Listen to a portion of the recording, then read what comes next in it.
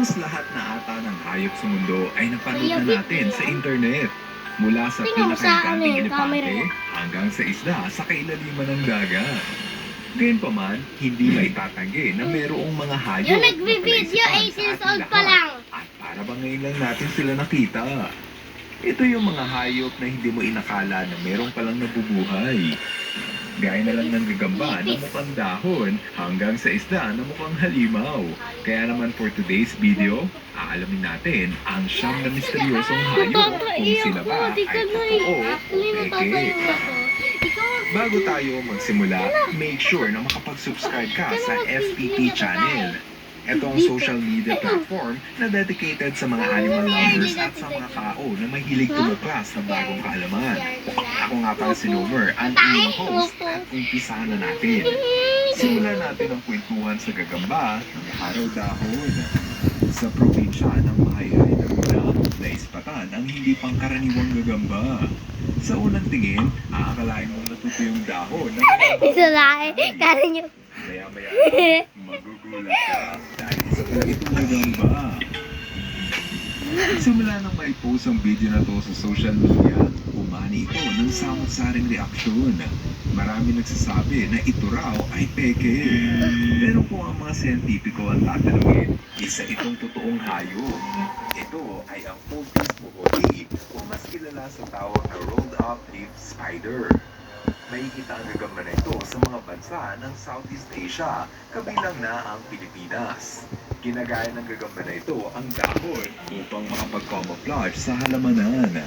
Sa ganitong paraan, hindi sila madaling makita ng hayop na gustong kumain sa kanila. Ang panggagaya sa dahon ay hindi na bago sa mga hayop. Merong gamo-gamo na mukhang dahon at merong pang palaka na mukha ring dahon.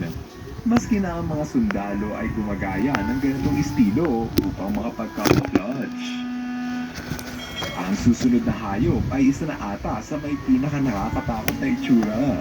Mukha itong nanggaling sa ibang planeta. Maraming nakapanood sa video ang nagtatanong kung tunay ba ito o isa lamang itong prop sa pelikula.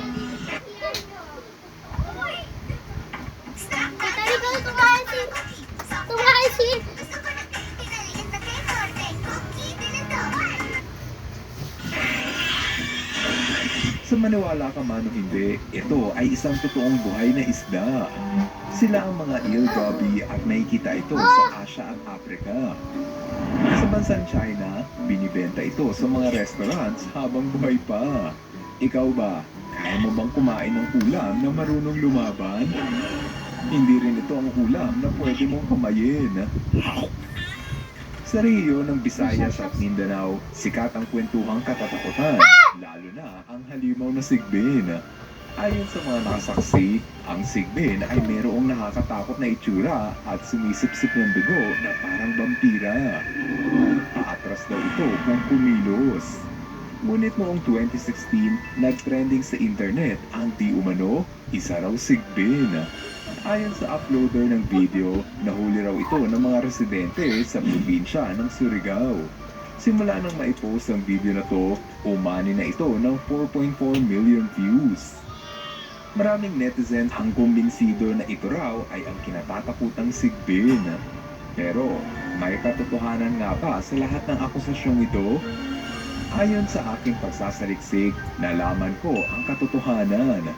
Una ay nalaman ko na ang video na to ay kinunan sa Malaysia at hindi sa Pilipinas. Napag-alaman ko na ang hayop sa hawla ay isang batang sun bear at hindi ang halimaw na sigbin. O diba, malaki ang pagkakahawig ng sun bear sa pinaniniwalaang sigbin. Maaaring may sakit sa balat ng oso kaya hindi ito tinutubuan ng buhok.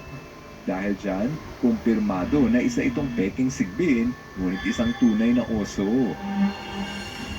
Dito naman sa Pennsylvania, USA, naging laman ng balita ang aso na hindi matukoy kung ano ang pagkakakilanlan. Ayon kay Christina A., nakita raw niya ito sa ilalim ng kanyang basement. Pinapasok niya ito sa kanyang bahay sa pag-aakalang isa itong aso. Kinabukasan, dinala niya ito sa ospital upang ipagamot. Pero, laking gulat ng mga veterinaryo dahil hindi raw ito aso. Wala raw kasing breed ng aso ang may ganitong itsura. Agad na pinost sa social media ang picture ng aso at umani ito ng samot-saring reaksyon. Marami ang nagkomento na ito raw ay anak ng chupacabra. Sa mga hindi nakakaalam, ang chupacabra ay isang maalamat na nilalang na nahawig sa aso. Meron itong matulis na ngipin na kayang pumatay sa alagang hayop ng mga farmer. Hanggang ngayon, hindi pa napapatunayan kung totoo ba ang alamat.